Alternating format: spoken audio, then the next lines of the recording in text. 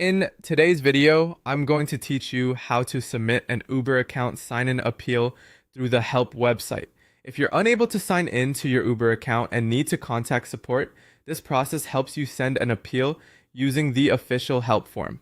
The goal here is to make sure your request reaches the appropriate team with the correct information so they can review your account and respond by email. Start by opening Google Chrome or another web browser if needed and go to help.uber.com. Once the page loads, take a moment to make sure you're on Uber's official help site. This is important because you want to submit your information securely through the correct support channel. From there, look for the section called Account and Payment Options and select it. This category is where Uber places many account-related support topics, including issues connected to access, verification, and account recovery.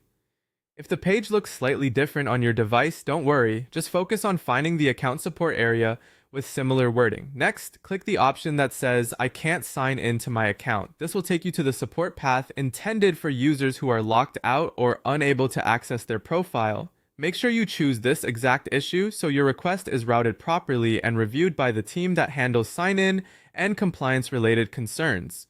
Once the web appeal form opens, fill it out carefully. You'll need to provide the requested information, including your photo ID and your registration details.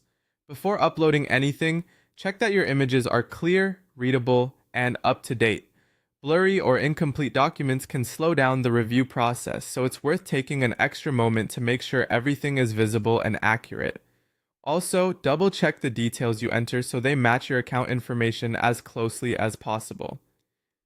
After completing the form, submit the ticket. At that point, your appeal will be sent for review, and the next step is simply to wait for an email response from the safety or compliance team. Be patient, because response times can vary depending on volume and the nature of the issue. It's also a good idea to monitor your inbox regularly and check your spam or junk folder, just in case the message is filtered there. That's it. By following this process through the Uber help site, you can submit your sign-in appeal correctly and give the review team the information they need to assist you.